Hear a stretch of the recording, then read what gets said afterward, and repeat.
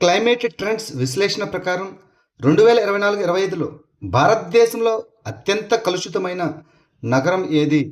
Delhi. Climate trends విశ్లేషణ ప్రకారం 2024-25లో అత్యధిక PM అనగా పార్టికల్ మ్యాటర్స్ 2.5 స్థాయిలతో ఢిల్లీ భారతదేశంలో అత్యంత కలుషితమైన నగరంగా నిలిచింది. ఇక పాట్నా రెండవ స్థానంలో నిలిచింది.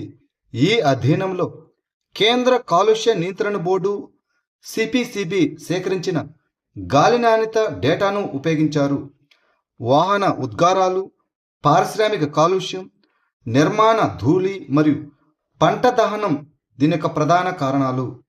రాష్ట్రంలో మొట్టమొదటి గిరిజన చిరుధాన్యాల ఆధారిత ఆహార మెను అరకు కౌనీని ప్రారంభించిన రాష్ట్రం ఏది? ఆంధ్రప్రదేశ్. రాష్ట్ర సచివాలయంలో జరిగిన కలెక్టర్ల సమావేశంలో ఆంధ్రప్రదేశ్ ముఖ్యమంత్రి ఎన్ చంద్రబాబు నాయుడు రాష్ట్రంలో మొట్టమొదటి గిరిజన మిల్లెట్ ఆధారిత ఆహార మెను అయిన అరకు కౌనీని ప్రారంభించారు. గిరిజన రైతులకు మద్దతిస్తూనే సాంప్రదాయ గిరిజన మిల్లెట్ ఆహారాలను ప్రోత్సహించడం మరియు దేశీయ పాక వారసత్వాన్ని కాపాడడం ఈ ఇనిషియేటివ్ యొక్క లక్ష్యం. ఈ మెనూలో కొర్ర పాయసం, రాగి చపాతి, సామల పులిహోర, కాంట్ల అంబలి, మొక్కజొన్న వడ మరియు తూర్పప్పు కర్రీ వంటి సాంప్రదాయ వంటకాలు ఉన్నాయి.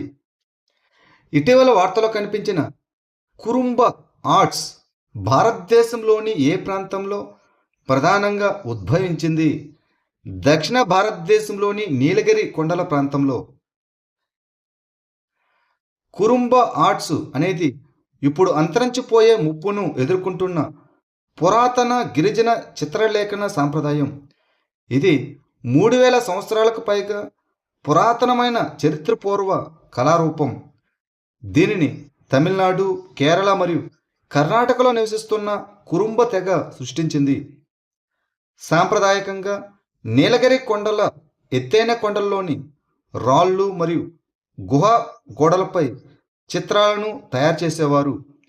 ఈ చిత్రాలను రూపొందించడానికి వారు చక్కటి కొమ్మలు, వెదురు కర్రలు మరియు సహజ ఫైబర్లతో తయారు చేసిన బ్రష్లు వంటి సాధారణ సాధనాలను ఉపయోగించారు. భారతదేశంలో డిజిటల్ ట్విన్ ప్లాట్ఫామ్ను ప్రారంభించిన మొదటి ఓడరేవు ఏది? V O Chidambaranar port, Tamil Nadu. V O Chidambaranar port digital twin ప్లాట్ఫామ్ను ప్రారంభించింది. స్మార్ట్ పోర్టు నిర్వహణ కోసం ఈ అధునాతన సాంకేతికను సేకరించిన భారతదేశంలో మొట్టమొదటి పోర్టుగా అవతరించింది. కార్యాచరణ సామర్థ్యం మరియు డిజిటలైజేషన్ను పెంచడానికి ఈ ఇనిషియేటివ్ను కేంద్ర మంత్రి సర్బానంద సోనోవాల్ ఫిబ్రవరి 23, 2026న ప్రారంభించారు. ఈ ప్లాట్ఫామ్ భద్రత, సామర్థ్యం మరియు స్థిరత్వాన్ని మెరుగుపరుస్తూ ఓడల టర్నరౌండ్ సమయాన్ని 25% వరకు తగ్గిస్తుందని భావిస్తున్నారు. ధ్వని స్పందన యాక్సెసిబిలిటీ ఇనిషియేటివ్కు గవర్నెన్స్ నౌ 12వ PSU జాతీయ అవార్డును గెలుచుకున్న రోడ్డు రవాణా సంస్థ ఏది? KSRTC, Karnataka state road transport corporation.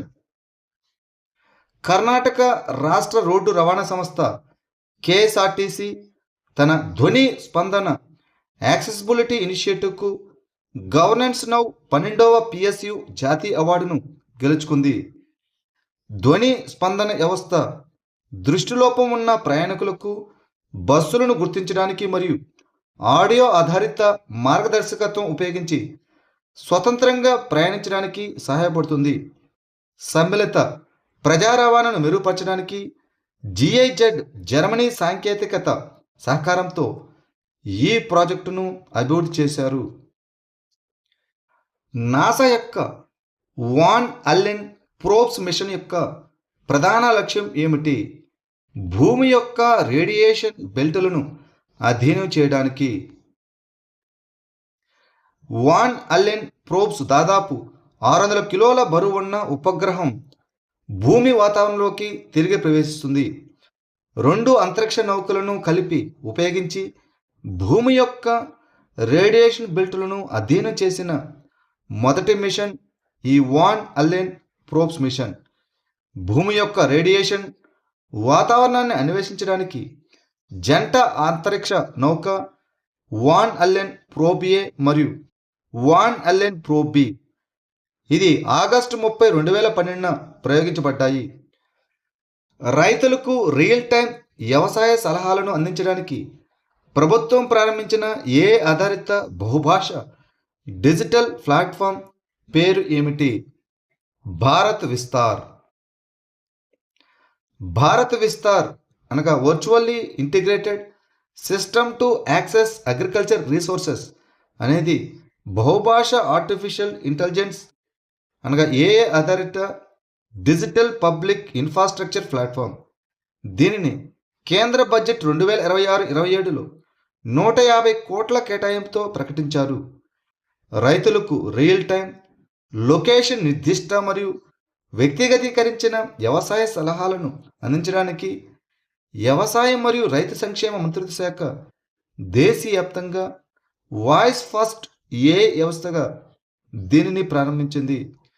Road ప్రమాద బాధితులకు నగదు రహిత చికిత్స అందించడానికి ప్రభుత్వం ప్రారంభించిన పథకం పేరు ఏమిటి? పిఎం రాహత్ పథకం. పిఎం రాహత్ పథకం రోడ్డు ప్రమాద బాధితులకు ప్రమాదం జరిగిన 7 రోజుల వరకు రోడ్డు రకంతో సంబంధం లేకుండా 1.5 లక్షల వరకు నగదు రహిత చికిత్సను అందిస్తుంది. దీనిని 1988 మోటార్ వాహనాల చట్టంలోని సెక్షన్ 162 కింద ప్రధానమంత్రి 13 ఫిబ్రవరి 2026న ప్రారంభించారు. ప్రాణాపాయం లేని కేసుల్లో 24 గంటల వరకు మరియు ప్రాణాపాయం ఉన్న పరిస్థితుల్లో 48 గంటల వరకు పోలీసు ధృవీకరణకు లోబడి నియమించబడిన ఆసుపత్రుల్లో బాధితులు స్థిరీకరణ చికిత్స పొందుతారు. ఇటీవల వార్తలో కనిపించిన గురుడోంగ్మర్ సరస్సు ఏ రాష్ట్రంలో ఉంది? సిక్కిం. గురుడోంగ్మర్ సరస్సు ఉత్తర సిక్కింలో చైనా టిబెట్ సరిహద్దు దగ్గరగా ఉంది. ఇది భారతదేశం మరియు ప్రపంచంలోని ఎత్తైన సరస్సులో ఒకటి. మంచుతో కప్పబడిన హిమాలయ పర్వతాలతో చుట్టుముట్టబడింది. ఈ సరస్సు ప్రధానంగా హిమాన నదాలతో నిండి ఉంటుంది మరియు సోలామో సరస్సుకు నీటిని అందిస్తుంది. ఇది తర్వాత తీస్తా నదికి మూలంగా ఏర్పడుతుంది. దీనిని బౌద్ధులు, సిక్కులు మరియు హిందువులు పవిత్రంగా భావిస్తారు. టీమ్ కల్కి అనే పాన్ ఇండియా డ్రగ్ పంపిణీ నెట్వర్క్ను ఇటీవల ఏ సంస్థ రద్దు చేసింది? Narcotics control bureau. Narcotics control bureau జనవరి 2025 నుంచి డార్క్ నెట్ ప్లాట్ఫామ్లు మరియు సెషన్లో పనిచేస్తున్న pan India drug network team కల్కిని ఛేదించింది. అధికారులు నెదర్లాండ్ నుంచి నార్కోటిక్ డ్రగ్స్ ఉన్న 13 దేశీయ పార్సెల్లు మరియు 2 పార్సెల్ను స్వాధీనం చేసుకున్నారు. హోం వ్యవహారాల మంత్రిత్వ శాఖ ఆధ్వర్యంలోని ఈ ఎన్సిబి మాదక ద్రవ్యాల చట్టాలను అమలు చేయడానికి మరియు నిఘాను సమన్వయం చేయడానికి నార్కోటిక్ డ్రగ్స్ మరియు సైకోట్రోపిక్ సబ్స్టాన్సెస్ చట్టం 1985 కింద స్థాపించబడింది. ప్రోబా 3 మిషన్ను ఏ అంతరిక్ష సంస్థ ప్రారంభించింది? European space agency ESA. European space agency ESA తన 2 అంతరిక్ష నౌకల్లో ఒకదానితో సంబంధాన్ని కోల్పోయిన తర్వాత ప్రోబా 3 ఇటీవల వార్తలో నిలిచింది. ఇది యూరోపియన్ స్పేస్ ఏజెన్సీ యొక్క మొదటి మిషన్. ఇది సూర్యుని బాహ్య వాతావరణాన్ని అనగా కరోనాని అధ్యయనం చేయడానికి కృత్రిమ సూర్యగ్రహాన్ని సృష్టించడం ఈ మిషన్ యొక్క లక్ష్యం. ఈ మిషన్లో 2 చిన్న ఉపగ్రహాలు ఉన్నాయి. అవి కరోనోగ్రాఫ్ అంతరిక్ష నౌక మరియు సౌర డిస్క్ ఆకారంలో ఉన్న ఆక్యుల్టర్ అంతరిక్ష నౌక. ప్రపంచవ్యాప్తంగా మహిళలు మరియు బాలికలకు న్యాయం అందుబాటులోకి తీసుకురావడానికి అగ్రీడ్ కన్క్లూజన్స్ అనే కొత్త ప్రపంచ ఫ్రేమ్వర్క్ని ఏ అంతర్జాతీయ సంస్థ స్వీకరించింది? ఐక్యరాజ్య సమితి, యునైటెడ్ నేషన్స్. ప్రపంచవ్యాప్తంగా మహిళలు మరియు బాలికలకు న్యాయం అందుబాటులోకి తీసుకురావడానికి ఐక్యరాజ్య సమితి అగ్రీడ్ కన్క్లూజన్స్ అనే కొత్త ప్రపంచ ఫ్రేమ్వర్క్ని స్వీకరించింది. యునైటెడ్ స్టేట్స్లోని న్యూయార్క్లో జరిగిన commission on the status of women 70వ సెషన్లో విస్తృత ఏకాభిప్రాయంతో ఈ ఫ్రేమ్వర్క్ని ఆమోదించారు. ఇది మహిళలు మరియు బాలికలకు న్యాయ వ్యవస్థలను బలోపేతం చేయడానికి సభ్యదేశాలకు మార్గదర్శకంగా పనిచేస్తుంది. భారతదేశ గొప్ప సాంస్కృతిక వారసత్వాన్ని అంతర్జాతీయంగా ప్రోత్సహించడానికి గ్లోబల్ ఎంగేజ్మెంట్ స్కీమును అమలు చేసిన మంత్రిత్వ శాఖ ఏది? సాంస్కృతిక మంత్రిత్వ శాఖ, ద మినిస్ట్రీ ఆఫ్ కల్చర్. భారతదేశ సాంస్కృతిక వారసత్వాన్ని అంతర్జాతీయంగా ప్రోత్సహించడానికి మరియు దాని ప్రపంచ ఇమేజ్ను పెంచడానికి సాంస్కృతిక మంత్రిత్వ శాఖ గ్లోబల్ ఎంగేజ్మెంట్ స్కీమును అమలు చేస్తున్నది. విదేశీ దేశాలతో సాంస్కృతిక సంబంధాలను బలోపేతం చేయడం, ద్వైపాక్షిక సాంస్కృతిక సంబంధాలను ప్రోత్సహించడం, భారతదేశ సాంస్కృతిక గుర్తింపును ప్రదర్శించడం మరియు ఇన్బౌండ్ పర్యాటకాన్ని ప్రోత్సహించడం దీని యొక్క లక్ష్యం. నేషనల్ క్లైమేట్ స్టాక్ ఇన్నోవేషన్ ఛాలెంజ్ను ఏ సంస్థ ప్రారంభించింది? National bank for agriculture and rural development అనగా NABARD. National bank for agriculture and rural development అనగా నాబార్డు, గేట్స్ ఫౌండేషన్ మరియు డాల్బర్గ్ అడ్వైజర్స్తో కలిసి భారతదేశ గ్రామీణ వాతావరణ స్థితిస్థాపకతను బలోపేతం చేయడానికి నేషనల్ క్లైమేట్ స్టాక్ ఇన్నోవేషన్ ఛాలెంజ్ను ప్రారంభించింది. విచ్ఛిన్నమైన వాతావరణ డేటా సెట్లను ఏకీకృత డిజిటల్ ప్లాట్ఫామ్గా సమగ్రపరచడం ద్వారా నేషనల్ క్లైమేట్ స్టాక్ను నిర్మించడం ఈ ఇనిషియేటివ్ యొక్క లక్ష్యం. ఇది వేడిగాలులు, వరదలు, కరువులు మరియు వ్యవసాయాన్ని ప్రభావితం చేసే తుఫాన్లు వంటి ప్రమాదాల కోసం 10 నుంచి 15 సంవత్సరాల వాతావరణ ప్రమాద అంచనా ఫ్రేమ్వర్క్లను అభివృద్ధి చేస్తుంది.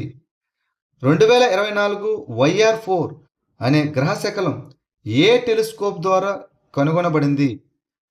Asteroid terrestrial impact last alert system అనగా అట్లాస్. 2024 YR4 అనే ఆస్ట్రాయిడ్ 2032లో చంద్రుణ్ణి ఢీకొట్టదని నాసా ఇటీవల నిర్ధారించింది. ఇది అపోలో రకం ఆస్ట్రాయిడ్ అనగా దీని యొక్క కక్ష భూమి కక్షను దాటుతుంది కానీ ఎక్కువగా దాని వెలుపల ఉంటుంది.